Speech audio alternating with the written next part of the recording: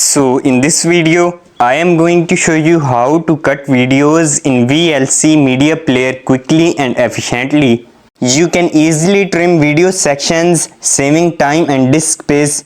So let's start the video.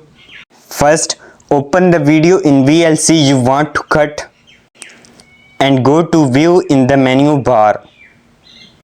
Then select Advanced Controls to display extra buttons. Next, play the video and navigate to the point where you want to start cutting.